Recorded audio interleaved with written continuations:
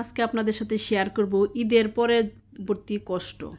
এরকম মনে করেন প্রতিদিনই কাজ করতে হয়। যখন শেষ পর্যন্ত 6-7 দিন হয়ে যার খালারা আসে না, তখন আপনাদের কীরকম মনে হয়? আর আমার মনে হয় যে আমি আর কখনোই খালাকে রাখবো না, এই মুহূর্তে তাকে বিদায় করে দিব, আর ঘরে ঢুকতেই দিব না। আর মনে করেন প্রতিদিন খালা আসলো কি না চুকি নাকি জানালা দরজা দিয়ে পাঠিয়ে থাকি। আর পরবর্তী যখন খালা আমার আসার পরে মনে করেন বাড়িঘর চকচকে ঝকঝকে করে ফেলে, তখন মনে হয় যে আহা কি আমার খালা মায়ের চেয়েও ভালো।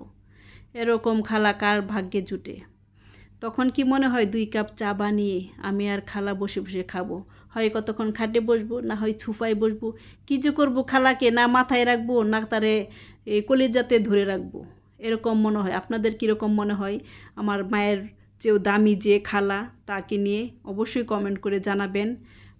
তারা আমাদের আসলে প্রতিদিনই তাদেরকে মনে হয় 1000 বার না আসলে ডাকি, খালা কখন আসবে, খালা কখন আসবে। এই হচ্ছে আমার অবস্থা। ঈদের পরবর্তী ভিডিও আপনাদের জন্য দোয়া রইল। আল্লাহ হাফেজ।